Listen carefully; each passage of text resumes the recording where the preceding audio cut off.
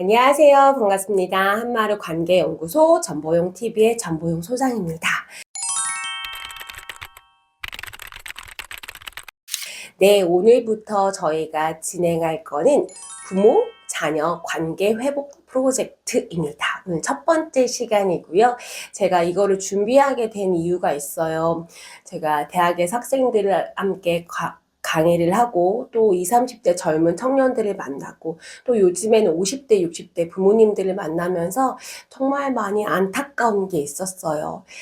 서로서로 많이 좋아하고 사랑하는데 정말 함께 나누지 못하는구나. 서로의 마음을 읽어주지 못하는구나. 그래서 그 관계가 점점 멀어지고 있구나. 그래서 너무너무 안타까웠습니다. 그래서 아주 어렵진 않지만 작은 변화가 가족의 변화를 일으키기 때문에 작은 노력으로 우리가 관계가 좋아지는 방법들을 이야기해 보려고 하는데요. 특별히 이번에는 성인 자녀를 둔 부모들, 사춘기 자녀를 둔 부모들도 괜찮아요. 그들을 위해서 관계 회복을 위한 방법 3가지 알려드리려고 합니다. 첫 번째는 특별히 성인이 돼서 20살, 30살 넘은 자녀들한테 도구적으로 뭔가를 해주려고 애쓰지 않으셨으면 좋겠어요. 그게 무슨 말이냐면 멀리 떨어져 있는 지방 혹은 수도권에 떨어져 있는 자녀들한테 전화해서 밥 먹었어? 설거지는 잘했고 청소는 했어? 이렇게 해서 뭔가를 계속 물어보지 않으셨으면 좋겠어요. 왜냐하면 당연히 어머님 아버님들 그런 거 안 물어보기가 쉽지 않으시겠지만 결국엔 그렇게 물어보는 건 자녀들로 하여금 잔소리로 느낄 수 있다는 거죠. 결국에는 잔소리로 느낀 자녀들이 많다면 자녀들은 부모와의 소통을 단절하고 싶어 해요. 그래서 여러분 부탁드립니다. 자녀들 잘 살고 있어요. 어쩌면 부모님들보다 훨씬 더 맛있는 거 먹고요. 새로운 거 먹고 잘 지내고 있으니 걱정하지 마세요. 그래서 밥 먹었니? 이런 거 물어보지 않으셔도 괜찮습니다. 아이들 충분히 잘 지내고 있고요. 두 번째는 비무장지대를 만드셨으면 좋겠습니다. 이게 무슨 말일까요? 여러분 알고 계시죠? 우리 이제 요새 많이들 공부하시고 많이들 들으셔서 아시겠는데요. 부모의 가장 궁극적인 목적, 역할의 목적, 목표가 뭘까요? 맞아요. 내 품에서 살고만 있었던 이 자녀를 이제 뚝 떨어뜨려서 부모가 없어도 자녀가 잘 살 수 있는 건강한 성인으로 만드는 게 결국엔 부모의 역할의 목적이거든요. 그 목적을 달성하기 위해서는 우리 아이들이 이제 유아에서 아동으로 넘어가고 아동에서 청소년으로 넘어가고 그 다음에 성인이 되면서 점점점 거리를 두는 연습을 하셔야 해요. 그래서 엄마 내가 알아서 할게. 네가 뭘 알아서 해. 엄마가 해줄게. 라고 얘기하지 않고 그래? 알아서 할 수 있으면 한번 해보자. 자신의 일을 스스로 책임지는 게 옳아. 라고 이야기해 줄 수 있어야 되거든요. 특별히 성인 자녀와가는 이런 거를 만드셔야 되는데 혹시 발달적 내기 걸기라는 거 들어보신 적 있으세요? 이게 무슨 얘기냐면요. 자녀들은요, 가능한 부모들과 거리를 두려고 해요. 그런데 부모들은 가능한 이 거리를 최소화하려고 해요. 이걸 보고 발달적 내기 걸기라고 얘기를 하는데요. 제가 이렇게 얘기했지만 다 아시죠? 부모들은 자녀들이 서른이 되던 많이 되던 내 눈에는 어린 아이로 보이기 때문에 자꾸 물어보고 자꾸 확인하고 자꾸 도와주려고 해요. 그럴 때마다 아이들은 어떻게 해요? 점점점 멀리 떠나가거든요. 그래서 북한과 우리나라의 비무장지대가 있듯이 아무도 건드리지 않는 이 심리적인 공간이 있을 때 부모와 자녀는 정말 더 건강할 수 있거든요. 적절하게 만나고 중요한 얘기는 서로 나누되 서로의 사생활을 존중하는 것, 그것이 바로 부모 자녀의 좋은 역할이지 않을까 싶습니다. 제가 계속 가족에 대해서 공부하면서요.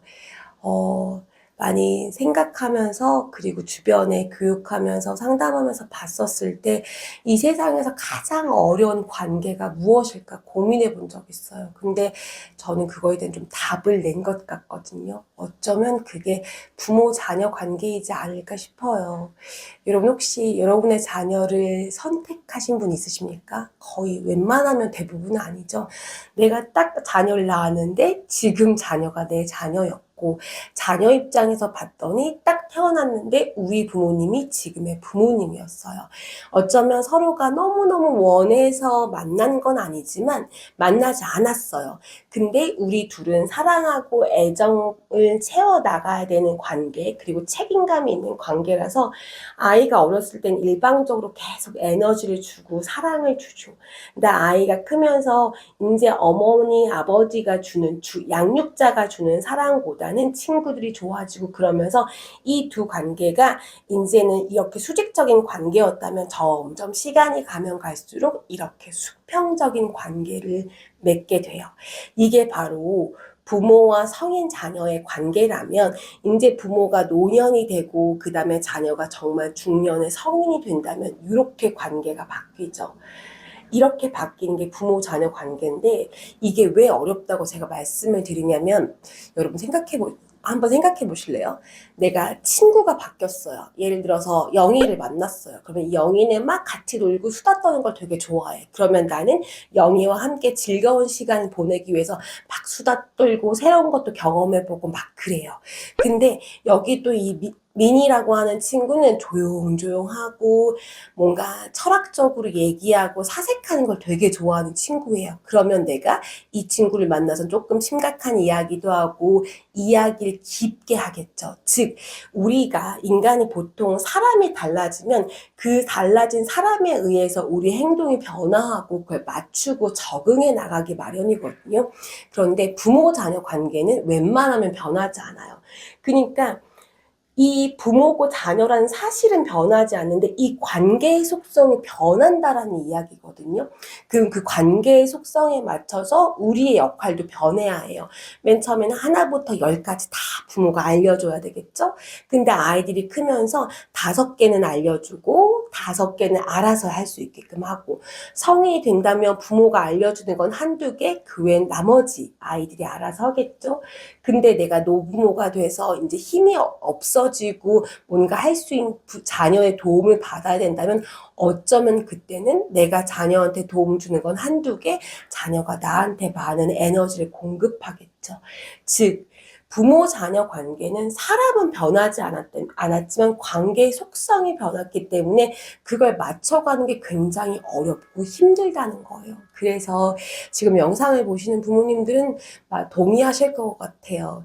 당연히 아이들 잔소리도 안 하고 싶고 알아서 크라고 얘기하고 싶지만 우리가 늘 20년 동안 자녀한테 이야기하고 가르쳐주고 알려주고 했었던 역할이었기 때문에 자녀 스스로 잘할 수 있는데도 계속 이야기하고 나누고 그렇게 되겠죠. 그래서 부모님들은 의지적으로 노력하셔야 되는 것 같아요. 이제 자녀를 믿고 스스로 알아서 할 수 있게끔 만들어주는 거 가장 어려운 일이겠지만 부모가 꼭 해야 되는 일이지 않을까 싶습니다. 3번째, 부모 자녀에게 오래된 갈등이 있다면 우리 부모님이 먼저 사과하고 고백할 수 있었으면 좋겠습니다. 너무너무 잘 알아요. 저도 부모라서 얼마나 자녀 한 명을 양육하기 위해서 얼마나 많은 에너지를 쓰셨고 얼마나 많은 노력을 하셨고 아이들 키우다 보면서 안 울어본 부모 아무도 없었을 거예요. 그런데 우리 부모도 완벽하지 않기에 또 우리가 아이를 기르는 이 양육 환경이 완벽하지 않기 때문에 우리는 그 미성숙한 자녀를 키울 때 당연히 아이들한테 상처를 줄 수도 있고 때로는 아이를 아프게 할 수도 있어요, 여러분. 근데 만약에 이야기를 들으면서 그런 장면들이 떠오른다면 그냥 가서 손 붙잡고 딸이랑 걸어 걸어가면서 아들이랑 걸어가면서 고백하셨으면 좋겠어요. 엄마가 그때 미안했어. 엄마가 그때 생각이 조금 짧았었던 것 같아. 아빠가 그때 너무너무 바빠서 너희랑 놀아주지 못해서 미안했어. 그런데도 불구하고 이렇게 잘 커줘서 고마워. 그렇게 이야기하셨으면 좋겠어요. 제가 이제 대학에서 강의하면서 저는 보통 학생들한테 받는 보고서가 가족 분석해서 나와 부모와의 자녀를 부모 자녀 관계를 분석한다든지 가족 전체의 모습을 분석해서 보고서를 쓰라고 이렇게 이야기를 하거든요. 그럴 때 보면 사실 자녀들은 부모가 돈 없어서 자신한테 못 해준 것 때문에 한맺혀 있고 속상해하지 않아요. 자녀들은 이제 커보니 부모가 나한테 에너지를 많이 쓰고 노력했다는 걸 다 알아요. 그런데 되게 작은 것들로 자녀들은 그게 상처가 돼서 그 상처 때문에 부모님한테 더 쉽게 다가가지 못하고 도움을 요청하지 못할 때가 있거든요. 우리 가장 좋은 관계이기도 하잖아요. 그렇다면 작은 상처가 있다고 한다면 조금 그 상처를 치유하고 부모님이 먼저 연고를 조금 발라주시면 어떨까요? 특별히 예를 들어서 내 마음대로 자녀들의 진로 결정을 마음대로 했었던 것, 혹은 자녀들이 학교 다닐 때 친구들과의 관계 속에서 어려움이 있었는데 그럼 그럴 수도 있어. 별일 아니야 라고 혹시 치부했다면, 형제자매를 키우면서 언니는 형은 이렇구나 라고 하면서 형제자매를 비교했다고 했던 것, 그리고 자녀가 너무나도 원했는데 그 말을 탁 무시하고 엄마가 시키는 대로 해 이렇게 했다면, 그리고 제가 그전 영상에도 말씀드렸지만 엄마 아빠가 너무나도 심하게 갈등하고 그랬다면, 혹은 때로는 화가 나서 욕을 하거나 막말을 했다면, 또 아이가 너무너무 힘들어서 엄마 나 힘들어 그렇게 이야기했는데 다 그러고 살아, 다 그러면서 크는 거야 라고 이렇게 가볍게 여기셨다면, 우리 좀 미안하다고 먼저 이야기해보면 어떨까요?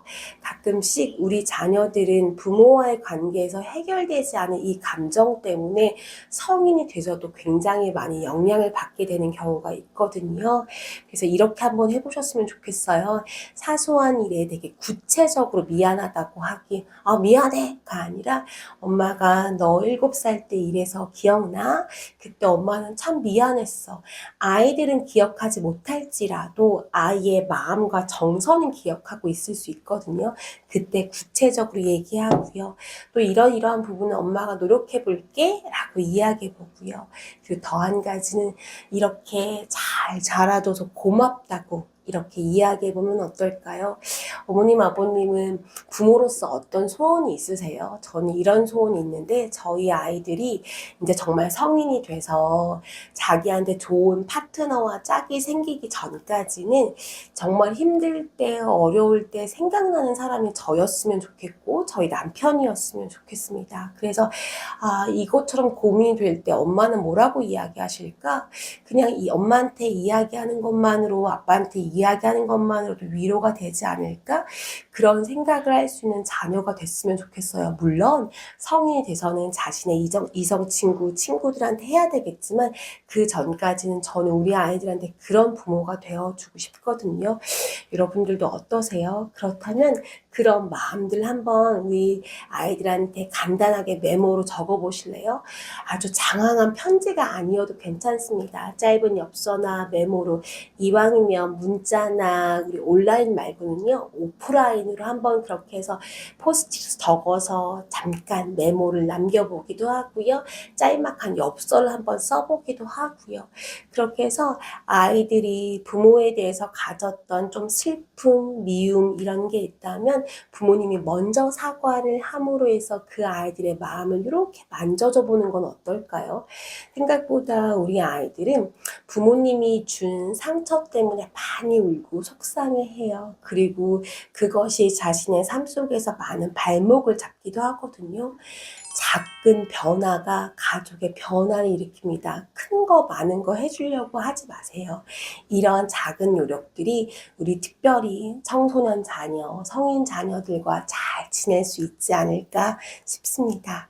부모를 위해서도 자녀를 위해서도 필요한 일이 아닐까 싶습니다.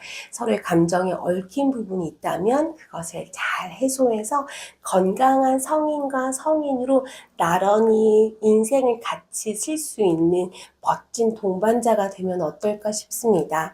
여러분, 그래서 오늘 하루는 용기 내어 자녀한테 미안하다고 사과해보기도 하고요.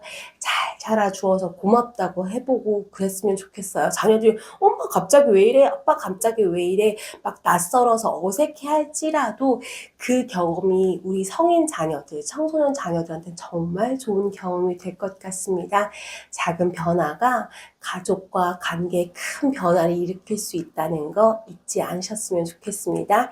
예, 오늘 영상은 여기로 마치고요. 관계 중심 기억하시죠? 우리 다 같이 외쳐보고 영상 마무리하겠습니다. 관계 중심